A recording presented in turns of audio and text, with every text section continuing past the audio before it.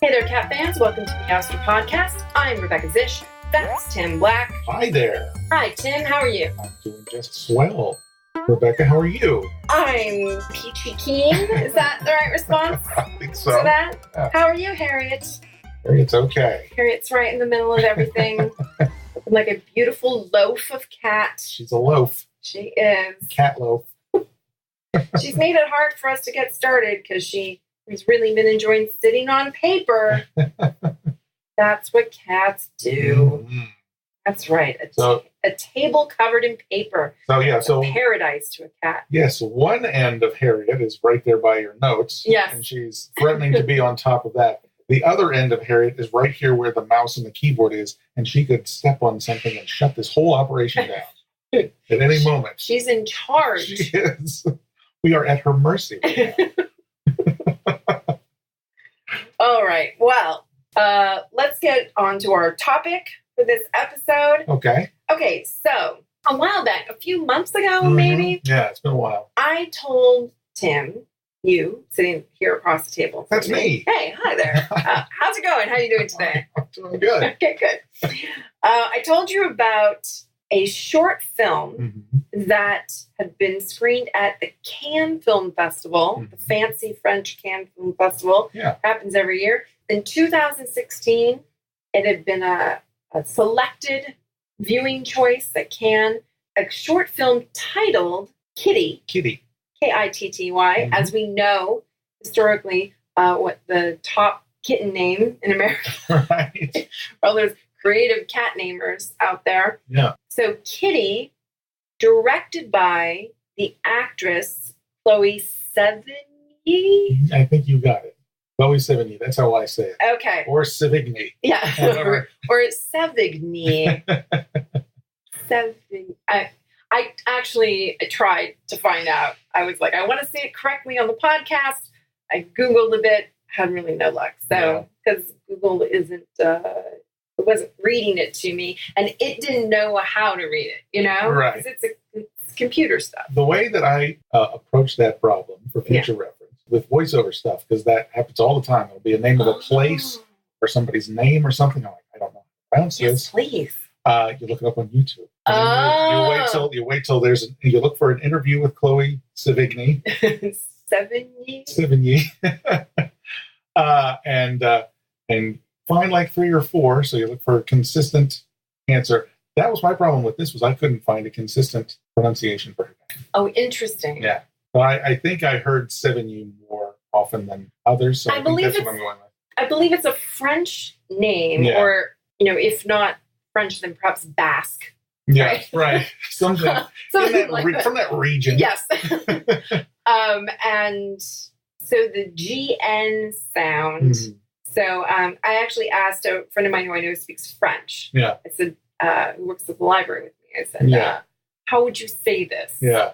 And their best guess was Sevigny. Okay. So, yeah. Because you want to say it, because you want to respect the fact that it's like a French-ish name, Yeah. but you also want to say it in an American way, because if you want to say it like as if you're French, you got to put on. Yeah. Right. And now you're going to I sound like what? a I don't- pretentious jerk like Yeah. that. Yeah. Look, folks, if there's anything Tim and I are not, It's pretentious jerks. that we try our best every day to be able to go to bed at night saying, today I was not a pretentious jerk. Right. And I think the world would be better if we could all do that. Absolutely. As you close your eyes, Yes. as you settle in for an evening slumber, to be able to say, if there's one thing I know about myself, that today I was not a pretentious jerk. The Yes, world sir. would be better for that. Yes, it would. Yeah. Yes, it would. All right. So, anyway, I want her to know if for some reason she ever hears this, we did our best. We tried. But I love that YouTube idea. Yes, that's the way to do it. That's a great idea. Yes. Yeah, I was I was looking like there might be some place where someone had put it in parentheses with the pronunciation. Vanity Fair magazine does that sometimes with people's names, and I thought, well, maybe I'll find an article where they broke it down. I had a voiceover script recently from a client from Finland who sent me a script, and he's like, "Yeah, read it." I didn't even look at it. I'm like, "Yeah, I'll have it for you tomorrow." And there were 7 place names from Finland, and I have no idea how to pronounce these. And it's 9 hours ahead over there, or whatever. I can't get in touch with the guy. No. So I started digging through YouTube, and I found I actually did it. I sent the guy the audio. I'm like, if I got these wrong, I apologize. Just let me know, and I'll redo it. Let me know how to do it. And he's like, no, they're all fine. You got it all right. So it works. Wow, that's fantastic. Yeah. Okay. Yeah. That's a good tip. There you go. For people listening. If you need to know how to pronounce something, and you don't want to look like an idiot. Yeah, for work, like you're giving a presentation at work, or find it on YouTube. Or you're doing a podcast and you don't know how to pronounce an actress's name. Anyway, most people know her as an actress. She started acting as a teenager, and people may know her best from the TV show Big Love, I think. Oh, yeah. I think that's probably the most... Her biggest mainstream. Yeah, and she actually won a Golden Globe for that. So I think it might actually be... But she's done plenty of other... A lot of TV in UK she's done, and been in tons and tons of movies. She's also somewhat of a quirky hipster fashion icon. Okay. So if you search for her online, you'll often find articles that were done about her for like Vanity Fair or ID magazine, or these like very hip, like super hip magazines. Right. Way too hip. Way too hip for non-pretentious jerks like us. Yeah, I read Vanity Fair, but that's for I like all the insider stories about like how rich people have ruined their lives. It makes me feel better about my non-rich life. Yes. Yeah. That's really why I like Vanity Fair. Yeah. Good stories. Yeah. About like people who were millionaires and then for some reason gave away their art collection to some guy who just said that he was an art dealer, and these stories that we would never hear about because they're very good at covering up their mistakes in that world of very, very rich people. Yeah. Love those articles. Anyway. So moving on. So it's called Kitty. Yeah. The actress director, Chloe Sevigny. Very good. This is her first directing project. Mm-hmm. And it got accepted at Cannes, so that's a big deal. Mm-hmm. And she's hoping to go on and direct feature films. It's been a goal of hers. In any case, so it is called Kitty. Mm-hmm. The inspiration for the screenplay is a short story by the author Paul Bowles. It was published in 1980. And if that name doesn't sound familiar to you, the most famous thing he ever wrote is a novel called The Sheltering Sky. A really beautiful novel. But he was very well known for writing these really kind of beautiful, insightful, and a little bit of magical realism in his short stories. Lots of collections of short stories. Right. So Chloe Sevigny apparently read this short story, Kitty, when she was like in her 20s. And it always stuck with her, and she always thought it would make an interesting meditation for a film, which is really what I think this short film is. It just feels like a visual meditation on an idea. Right. But that idea is that this little girl named Kitty is burgeoning on a point in her life where she's not sure about her changing self and what she looks like and how people see her. Right. And she feels like people don't see her, and actually the film is very interesting that we don't see any adults' faces for the first half of it. Yeah. And it's only 15 minutes. Right. Yeah, I noticed that as well. That was interesting. Yeah. And so she doesn't feel like she's being seen. And she actually starts to turn into a cat. And as she's telling the adults in her lives, what do you think of my beautiful whiskers? And what do you think of my fur? Yeah. And they say, and they just say, they think she's playing pretend. Right. They say, oh, you are so pretty. Yeah. And she's gotten the the response she wants, which is that, women are taught that we are supposed to want to be pretty and have people respond to beauty, right? So she gets those responses that she wants, and so she continues to turn into a cat until eventually she's just a cat. Yeah. And that's really the story, and it's finally, and then the end of the film, her mother finally sees her as a cat. But there's actually all this interesting stuff where even when she's a cat, like sitting outside windows and trying to be seen, and they actually have a little actor cats like pawing at the window, wanting to be seen. It takes quite a while for anyone to notice her again. Yeah, there's a scene where Dad hears, he's like sitting reading a newspaper or something, and Kitty is a cat at this point. Yeah, and she's pawing at a window, and he hears something is happening at the window. What was that noise at the window? And just kind of looks over in that direction.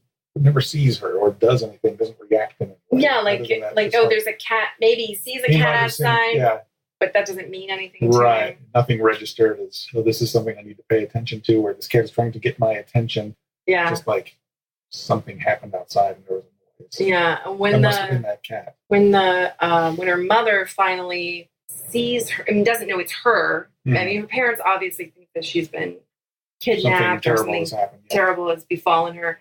But it's actually a grown cat. Yeah. Because at first she's a young girl. She's about 7 or 8. Yeah. And so at first she turns into a kitten. Mm-hmm.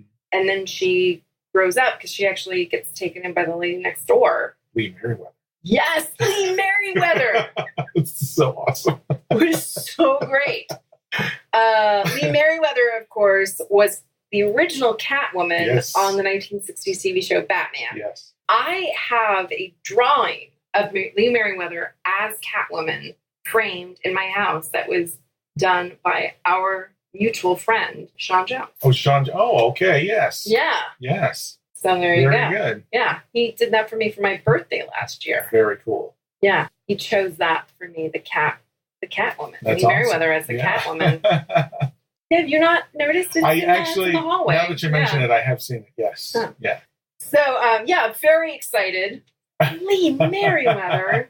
But what a great sort of inside joke. Right? Exactly. It's a film about a girl turned into a cat. Let's get Catwoman.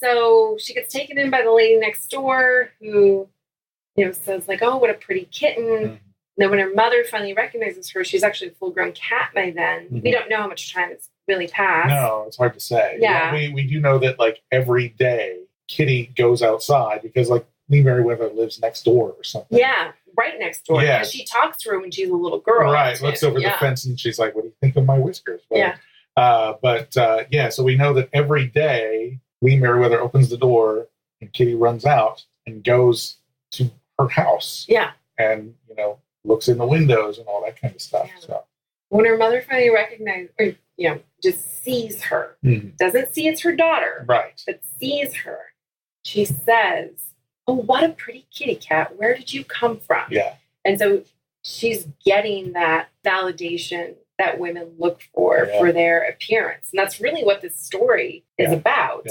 metaphorically, at least.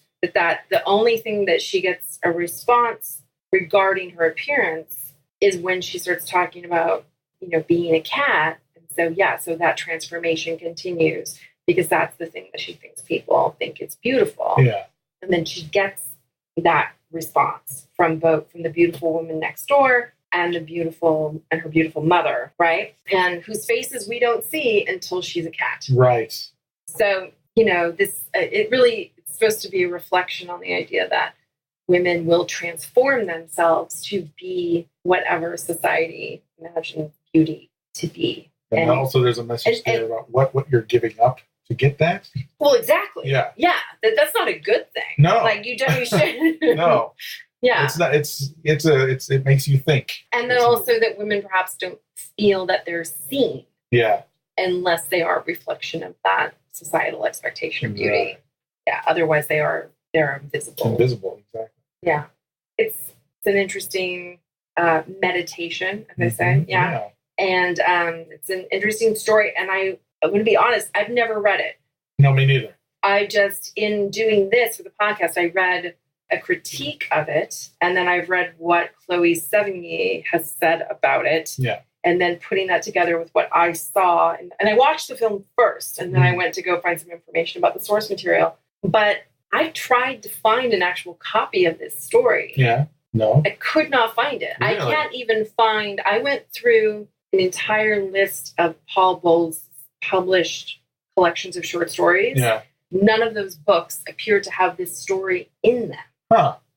Maybe it was published in a literary journal or magazine kind of thing. Yeah, that's all. And then never part of a collection anywhere. Yeah. So, Interesting. I wanted to read the actual story. Yeah. Couldn't find it. Huh. So, what are you going to do? I don't know. Not much you can do. But Chloe Sevigny said in an article, she said, I remember being a young girl and discovering looks and having a sense of ego and vanity and all those things kind of creeping in, and that she felt connected to the female coming of age theme of the story. Yeah. And I thought it was so visual and cinematic and so delicate that I could make a really beautiful whisper of a film. Oh, that's a good way to put it. A whisper of a film. Yeah. I like that. There's hardly any dialogue in There's it. very little dialogue. Yeah, and the dialogue it's very specific, and that it's, all the dialogue that does exist is the girl asking for other people's validation of her appearance, and then the very obvious uses of the words pretty and beautiful. That's and true. Even at a point where they could have put more dialogue in to move the story along, at the point where mom and dad discover that Kitty is missing, human Kitty is, and they call the police, and they're talking to the police, and police are asking questions, and they're answering questions, and they're explaining, what happened, and talking about this and that, and we found, this in the yard, and she's not here. At that point, you kind of get a cat's eye view of, like, Kitty is watching this, but you're not hearing anything. You just see the lips move, and I think there was, like, some it's music. Yeah. Yeah, it's and kind of ambient music. With the music doesn't have lyrics either. There's no words there. No. It's, by the way, I thought the music was really beautiful. It was haunting. Yes, I agree. Yes. Yeah, so here's the thing, people, is if you want to watch this film, there's only one way to do it. Yes. And so I first read about this. I knew it existed several months ago. Yeah. It has taken me several months. It was looking, not constantly, obviously. No. But when I first heard of it, I tried to find it, couldn't find it. Yeah. And then I would get ideas every so often when we were talking about what should we do for the next podcast, or do we have any ideas for upcoming podcasts? And I kept coming back to it and going, but we can't talk about it unless we can see it. Right. How are we going to see it? And, short films are sometimes hard to see anyway. They are. And I thought at some point, like, well, maybe they release DVDs of short films that have aired at film festivals, or maybe that, They do. Yeah, but those not aren't easy to come by either. Sometimes you can get them through Netflix, like as a DVD delivery. Yeah. Anyway, I looked around. Finally, just a couple weeks ago, I said to you, I found it. Yes. So there was only one way to see this. So it turns out that the film was partially produced by a women's style website called Refinery 29. Yeah. And it's the kind of hip style website that does a lot of interviews with Chloe Sevigny, or does like photo essays with her in her cool clothes in Brooklyn, that sort of thing. And, or her talking about spending a year in France, or whatever she talks about, because if you start reading a lot of interviews with her that I have done recently, she's always telling people stuff like that, like, oh yeah, well, I spent 6 months. I've just come back from 6 months in Montreal, and these kind of things. Like, what? I don't know. I'm making that one up, but it feels like that all the time. Exactly. Oh, of course, living in Stockholm has really been, And she says these things as if they're the most obvious notions. Like talking about going to the dry cleaners. She lives a life I don't quite understand myself. It's but true. Yeah, and does it wearing very hip clothing all the time. So good for her. Absolutely. Yeah. She gets to be in movies and TV shows, and she gets to direct, and she gets to be in fashion magazines.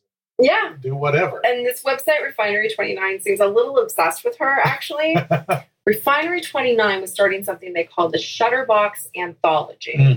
And the Shutterbox Anthology, they felt that female directors were not getting opportunities to show their films, especially because a lot of female directors have to direct shorts, right, to try to get themselves known. And shorts, as you're just saying, very hard to see. Yeah. You don't know who's making them. Sometimes they're even hard to get into film festivals. Mm-hmm. Even with a shorts category, it can be hard to get into film festivals. So Refinery 29 decided that they would create a place where female directors could show their short films. They're calling it the Shutterbox Anthology. Mm-hmm. And they were going to curate which short films would go there, right? So they kicked off Shutterbox Anthology by co-producing and then showing through this venue Chloe Sevigny's film, Kitty. So how did I discover that?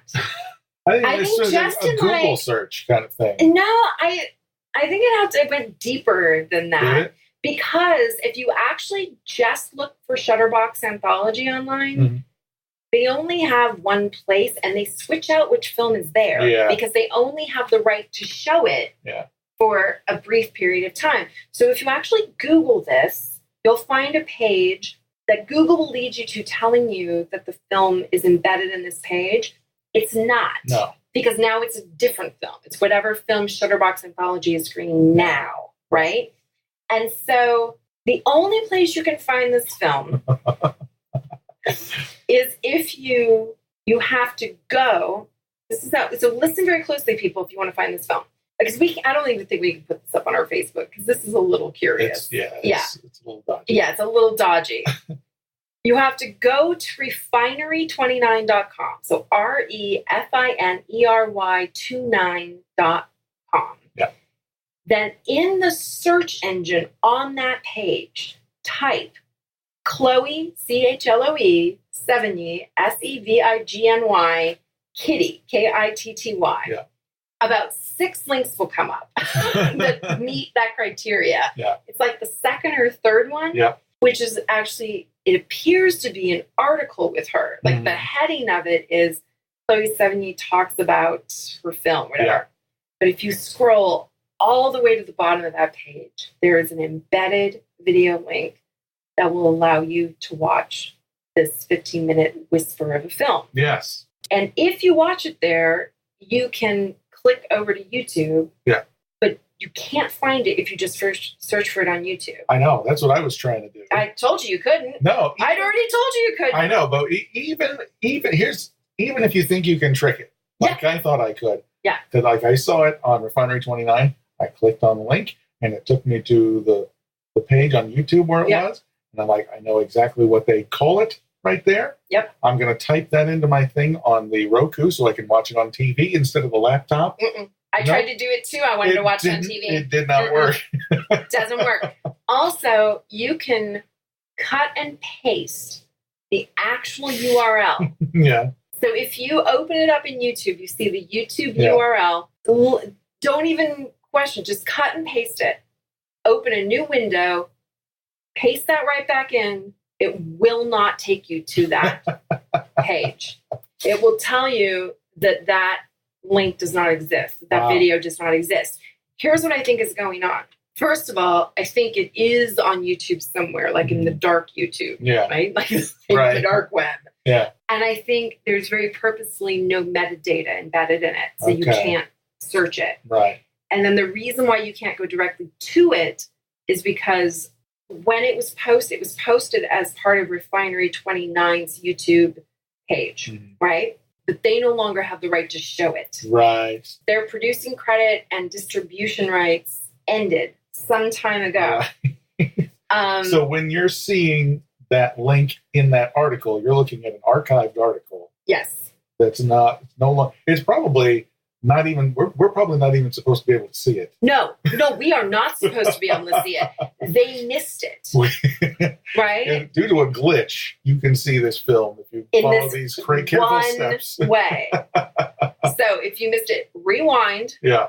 Listen, write it down, because that is the only way you're ever going to find it. It is. It would be nice because it's a 15-minute film. Like, we should be able to embed it in our Facebook page or tweet out a link to it we won't be able to do It's that. not going to work, but we might be able to find the trailer or something. Oh, the trailers are on. Yeah, it's very easy to find the trailer. Yeah. You can, if you go to YouTube and type in Chloe Sevigny's Kitty, you'll find the trailer to it. Yeah. I also tried going directly to Refinery 29's YouTube page Mm-hmm. and then just searching for it within their page, and it's not there. I mean, it'll bring up like 6 other videos that are video articles about Chloe Sevigny. and not this film. So even though we know it's there, there's literally one way to get to it on the internet. And I feel privileged that I found it because I loved watching it. Yeah, it was good. Yeah.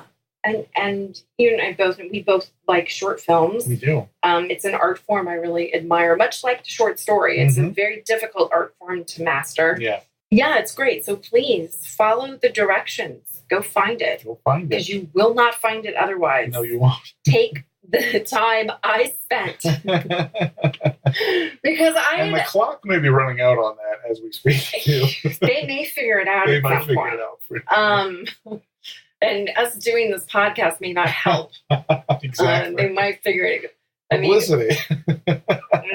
I don't know. I mean, who's to say that somebody won't listen and tell Chloe Sevigny and she might say, you guys can't have that link up there because you don't have the right to distribute this film. Right. Yeah, I don't think it's going to disappear as quickly as a bootleg video of Hamilton on Broadway, but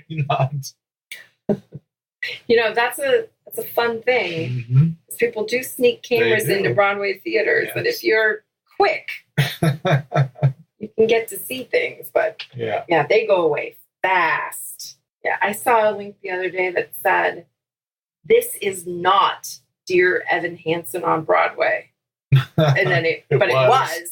But that was the title of the video. I've also heard, this is something that I've heard rumors about like at Comic-Cons when they have trailers to movies that nobody's supposed to be able to see other than when you go to Comic-Con. Right. And they show up on YouTube and they get taken down. Yeah. They get reposted on Pornhub. Oh, no. Yeah, because they don't look. If your child is listening, forget that Tim just said that. Because they don't look at Pornhub for that stuff. They're looking on YouTube. Well, now. I guess they actually are kind of getting wise to that, but that is a way that those are people are being able to see those. That's smart. I know. Yeah. Oh, wow. Yeah. Okay. Well, I don't think this film is. It's probably not on Pornhub. It's still. You can, as we speak, it still exists. Yeah. As something that can be seen. I did actually. Oh, I just realized something. I've been saying that wrong. I've been saying Shutterbox. Yeah. It's Shatterbox. Shatterbox. And I think the idea is like, I think it's referring to like shattering the glass ceiling in filmmaking. Oh, okay. Like giving women a place. Yeah, it's, I read some statistics. Women accounted for only 13% of the directors of the 700 top grossing films in 2014. And only 7% of the top 250 films. Yeah, Refinery 29 wants to change this by giving 12 female directors a chance to claim their power. Our message to Hollywood, you can't win without women. Watch new films every month. Oh, this is interesting. Apparently these are available on Comcast Watchable. Oh, interesting. If you have Comcast, which we do not. Yeah, check that out. Maybe you you'll might try that. Yeah. That's good. I'm glad to hear that there is a way to see it. It's not. That might be a way to see it. Yeah. Even Chloe Sevigny in this one article, the article that's attached to the embedded film, says that she'd only been directed in 2 of her major films by women. Boys Don't Cry was directed by Kimberly Pierce. And American Psycho was directed by Mary Herron.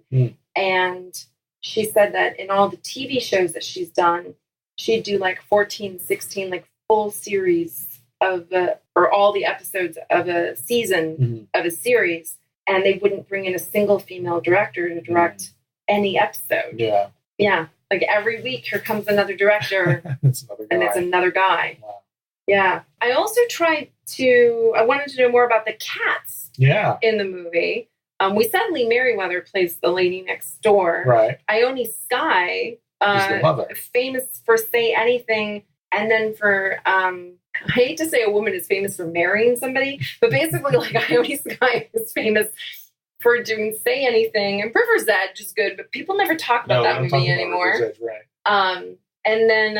And then she kind of gave up her film career, basically. I don't know if she gave it up, but she scaled it back. Yeah, she married Adam Horovitz, and they have family. And I was looking at her IMDb and trying to sort out like when. For people that don't know, Adam Horovitz of the Beastie Boys, Ad Rock and the Beastie Boys.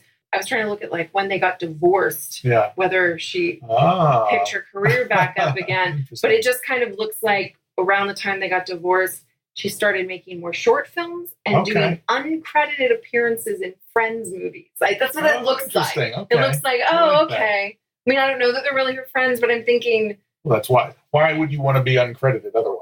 Yeah. But she's done. If you look at her IMDb, she's done quite a bit of uncredited appearances and things. But I had forgotten a funny little bit is that in the film High Fidelity, John Cusack's character Rob goes and tracks down ex-girlfriends. Right. And one of those ex-girlfriends is played by Ione Skye, who was his most famous girlfriend in any movie in Say Anything. Yes. So that's, and I was like, gosh, I really haven't seen her anywhere. Not for a while. Yeah. So she's in this short film as the mother. Mm-hmm. And then there's a few other actors in it.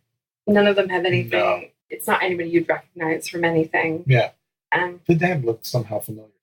And yet he had no other credits. I know. Yeah. Yeah. Maybe that's why he was cast, because he looks familiar. Well, his name is Jesse Pearson, which freaked me out, because Jesse Pearson is the actor who plays Conrad Birdie in the film version of Bye Bye Birdie. Oh. Why I know that, chalk it up to Rebecca Knows Things that stick in her head. Yeah. And I was like, that's weird. I mean, he'd be like in his 80s, And then, of course, I looked up and Jesse Pearson has passed away. Right. Yes, but this is someone named Jesse Pearson who Pearson the Fourth, with no other credits, and it doesn't say that he's the son of But I wanted to know if the cats had done anything else, because the cats in this film have a particular look. Yes. There is a cat that appears in commercials all the time, and it looks like this cat, right? Yes. He's also the cat in the Dear Kitty videos. Yes, that's what these cats. And I feel bad that I don't know. It is a particular breed. I want to say it's an American Color Point, but do not quote me on that. Yeah. Should have looked it up for this. But how do you look that up? I type in the Google a cat that looks like this. That cat in that one commercial that I saw. Yeah. They're kind of black and gray and got stripes and cute ears and big eyes. Yeah. That could be anything. Yeah. Watch, like, someone will type in when they're listening to this American Color Point that looks nothing like that. But for some reason I feel like that's a thing. But anyway, it doesn't sound like anything now that I say the words, but for some reason those words were sticking in my head. Who knows? So I wanted to see, because on even animal actors have IMDb pages. Yes, they do. And you can find out if they've been in other things. Mm-hmm. And so I thought, since the adult version of this cat looks so much like this cat we see everywhere. Right. I thought maybe there'll be other credits and then I'll see, right? No. The cat, but they actually credit, for a 15-minute film, they credit 6 cat actors. Yeah, they do. And when you think about Street Cat Named Bob, that is a full-length feature film. Yes. That was basically done by him. One cat. Now, we know there were other Bob stand-ins. Yes, we do. But majoritatively, that was done by one cat. This is a 15-minute film. It took 6 cats. Yeah. And they don't really do. I mean, one has to know how to paw out a window. Right. They do have an action cat. Like when she opens the door and it just runs. Yeah. Just, it's wow, look at that cat go. Yeah. It's cats who knew how to jump up into laps. Yeah, that one cat at the end jumped up in Ione Skye's lap. that's 6 cats. I mean, it just really made me think about what a great job Bob did in that movie. Yeah, definitely. Okay. And if you don't know what we're talking about, go back and listen to our episode about a street cat named Bob. Okay. So the 2 kittens that we see are named Rocky and Bullwinkle, which is super cute. Yeah. And the adult cats were named Jack, Handsome, Hero, and Jaguar. Yeah. However, I thought I read it as Jack Handsome. I read that too. Is that an Oxford comma thing? I don't know. Maybe it is. Maybe IMDb got it wrong. Maybe so. I would like to think there's a cat out there named Jack Handsome. Yes. And that's who I wanted. I wanted that to be the cat from the commercials. Yes. I wanted his name to be Jack Handsome. Uh-huh. It sounds kind of like Jack Hanna. Oh, yeah. no. I like this. It sounds good. It does. Jack Handsome. Anyway, one of these the cat named Hero. Yeah. If you're looking at IMDb listing and it says Hero, so all the other cat names just take you to a mini bio that says blank. So Rocky is an actor known for Kitty 2016. Okay. Right? Yeah. You get the same thing every time. Right. I love that they have IMDb I pages. do too. But for Hero, the cat named Hero, it says Hero is an actor known for Kitty 2016, Kabaddi Once Again 2012, and Watashi no Atama no Naka no Park Doll 2017. Wow. We've been working overseas? Well, that would mean, right. So that would mean one thing, yes. Also that even, they are adult cats, that would make this cat at least 5 years old. Yeah. And I don't think, and they all look very young. They really do look young. Even the grown cats still only look like they're 1 or 2 years old. Right. And that's what made me think that it wasn't the cat from those commercials, because those cats from the commercials are doing that for, I don't know how much. But well, the cat in the Dear Kitty commercial has been around for a while. And he plays an older cat. That's his thing. He's he's bestowing wisdom to the kitten who doesn't know how this works. Yeah. I love those. No, those are great. They're so good. And I know they're commercials for canned food. Yes. But gosh, I get suckered in every time. Dear Kitty. So if you want to watch Dear Kitty videos, you can look for them on YouTube. Just type Dear Kitty. Yeah. Or actually, they are commercials. Yeah. Don't remember for which canned food. Right. But they are commercials for canned food, but they're made by BuzzFeed. Okay. By the BuzzFeed production people. Yes. Which is why they're so funny. So you can look for them on BuzzFeed or just go straight to YouTube. Yeah, if you want to. So we've not done an episode about them because what's to say other than they're hilarious and they're cute and they have that great cat in them. Everybody should watch them. Yeah. But so I don't actually think that this is correct. Okay. Because this would mean that this cat would be like 5 or 6 years old at least. Right. And would have made at least one film in Japan or South Korea. I'm not sure. Yeah. And this other film, I don't know where. They both look like foreign productions. Maybe if his name was spelled Hiro, Hero. Yeah. He's Japanese. He's Japanese, but it's not. It's Hiro. What are the chances that for an American short film, 15-minute film, that they brought in a cat from Japan? Yeah, it seems unlikely. No. So I think this is just a mistake on IMDb where they found there's another cat named Hero. It's not even necessarily a cat. Another actor. Just another actor who goes by the single name Hero. Yeah. Hero. Yeah. I actually do not. I would lay money this is not a cat. The same cat, right?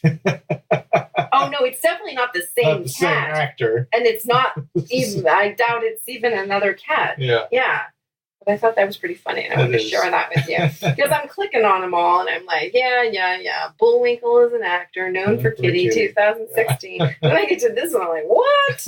There's no way. There is no way. But no, I couldn't find anything about the cats. It's just disappointing. Yeah. Well, they did a good job. Yeah. Whichever one knew how to sit by the window and paw. That's great. They did a great job. Very good. Yeah. Yeah, so we've told people how to find it if they want to watch it. the inspiration of it. It's an allegory, really, sort of a magical realism fable. I don't really have anything else to say. No, I don't think there is much else. Okay. If you are so inclined, put in the work to find it, you'll be rewarded. It'll take you about as long to find it as it will take to watch it. Well, not now, because just go back. Yeah. And you'll know. Yeah. I laid it all out for you. Did. Like with a lot of things, we say we watch things so you don't have to. Like I did the legwork to So find this movie so you didn't have to. And you can just go enjoy it. Yeah.